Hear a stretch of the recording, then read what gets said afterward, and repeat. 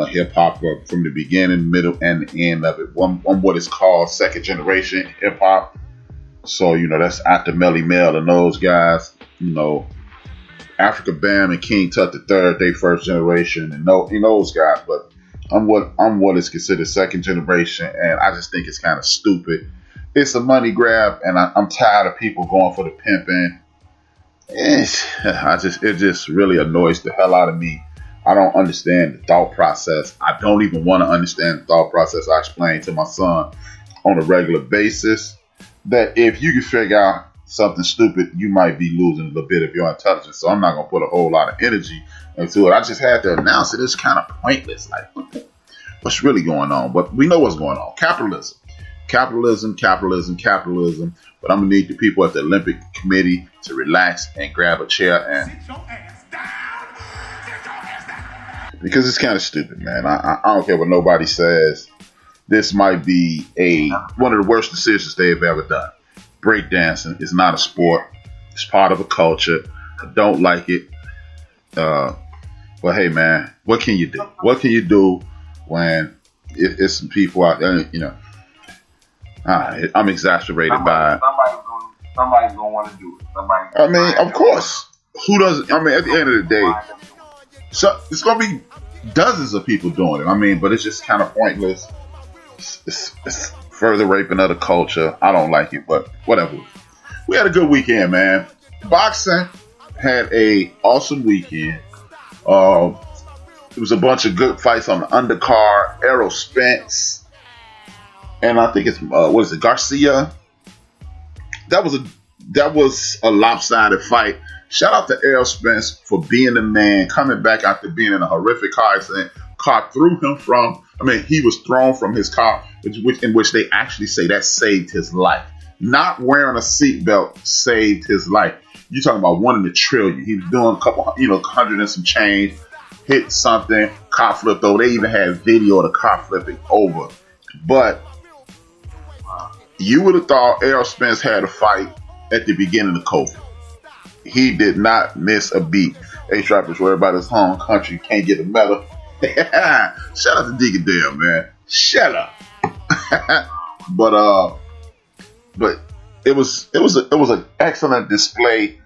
The only thing I don't like about this whole situation, and this is why, in my personal opinion, boxing is dying in the United States of America. It's still flourishing around the world. That's why it's still being put on TV. If anybody didn't realize, what's going on when boxing is dying? Well, it's only dying in the country in which people are not invested in it. Boxing, the great thing about boxing is purely a poor man's sport. Whoever want to eat, you go to boxing, and if you're good enough, you can eat. Point blank, period. That's it. Full stop. Let's go. But it was an awesome display of pugilism. Errol Spence took control at Ding and did not let up on this dude. It was a beautiful display. My man is just outclassed. He is, if you can beat this guy, you can get a shot at the title type of box at this point. Not saying that he's a bum or a scrub or doesn't have any skill. He's just not at the top of the food chain when it comes to boxing. Did you happen to check out any of this? Well, I saw a little bit of it. I'm not the biggest boxing fan. It was more so just being a part of it, just with the fellas and stuff like that. Like you said, it was some words though. He jumped on them. And as more so, I found out more about the interview and stuff like that as the fight was going on. So I did start appreciating the fact that he was really fit to do that. So I was like, oh man. So I did gain more respect for the guy. So that's what's up. I do appreciate that. Yeah, man, it's just. Yeah, man, it was just kind of sickening. I'm thinking about something. I was reading the chat room. They were still talking about the breakdance. That's what I said. Look, my man RC says Spence return was great. But the one flaw is he gets hit too many times with straight hands, which is correct. He could whoop anybody in the welterweight ass except Crawford. Oh, I think that's gonna be an awesome fight. The reason I think my man RC, and for those who don't know, your first time listener, RC is a boxing aficionado. He's a sports aficionado. He's a historian. Me and RC we can sit down and have a couple beers and have a good time. But we don't live in the same city. But what I will say, I totally agree with him. The only issue that's going to be with this Crawford and Spence fight is they're being promoted by two different people.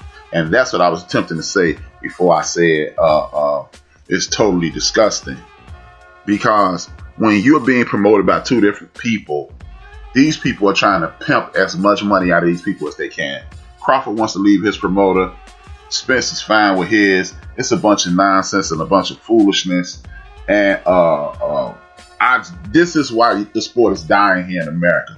Because instead of promoting for the best fight, everybody get paid, everybody get a big pile of money, get more money than they ever expected to have, especially these promoters. You ain't getting punched in your face. You ain't putting up no risk. All you doing is setting up things, and you get a big cut of the money. That's the problem. It's never enough. In the United States of America, it's never enough money. If I got $100 million, I want $500 million. I want if I get $500 million, I want $1 billion. If I get $1 billion, I want $1 trillion, and so forth. It's a never-ending cycle of greed. And at the end of the day, pimps and hoes. And at this point, the young brother Crawford wants to get out of this.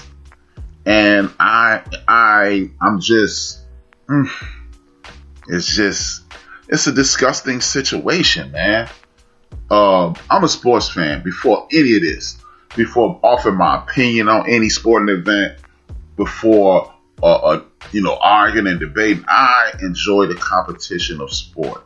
And I cannot enjoy the competition of sport because we have people in the world who are more concerned with pimping these young men coming from impoverished areas and getting something for nothing than appeasing the fan. And it seems as if when you see people stop coming to the events, when you see your pay-per-view going down, the obvious answer is to give more access to the fan, draw him in, allow him to see a young person develop, and then at that point get the pay-per-view thing going, and you will be better suited for entertainment purposes. But it's never that. It's always in America. You got to pimp people until you can't. You have to squeeze them until there's not a drop of blood left, and it's just annoying. They've destroyed this sport for a generation of people, and that's just, it's a sad commentary, man. I mean, like, go ahead. Do you think boxing is where, I mean, because of course we already know that college basketball, we say, hey, the kids are in the getting screwed out of money they can make. Do you think boxing is the next sport that you get screwed out of your money the most out of? I mean, you know what? You don't really get screwed out of your money. It's the people who get screwed in boxing are the fans. The fans are the only people who get screwed. I mean, people like if you're not a big time boxing fan, you look at the Mike Tysons of the world, and you look at guys like this, and then you look at the history of people like Joe Louis going broke, Sugar Ray Robinson going broke. I don't know the Joe Louis story as well as I know the Sugar Ray Robinson story and the Muhammad Ali story, but those guys lived extravagant lifestyle. Sugar Ray Robinson didn't pay his taxes and got screwed. Joe Louis didn't pay his taxes as well. They got screwed in that way. But what you have to understand is it's the same with the Mike Tyson story. Mike Tyson was a young guy who was a pure street guy. Mike Tyson used to rob people. As a matter of fact, U-God from the Wu-Tang Clan said Mike Tyson robbed his mom right in front of him. And Mike Tyson he said the dude who was interviewing him, he said, man, U-God, he didn't know who U-God was. He said, U-God, or whatever his name is, tell him the next time you see me, I got money now. I'll pay him back. The thing is, that's why when me and you were talking last week, and you were saying, man, he off, and you were just using it ambiguously. That's why I was like, no, don't say that, because people who are stick-up men don't say, I got money now, man, let me pay your mom back. This is a dude who was raised in the street. I don't want to throw any mud on his mom's name, but if I'm remembering correctly, his mom was an addict. He raised on the street. Mike Tyson I have literally seen an interview in which Mike Tyson said he used to have to fight to stop grown men from raping him. So now you take a person from that, right, and you give them $35-40 million,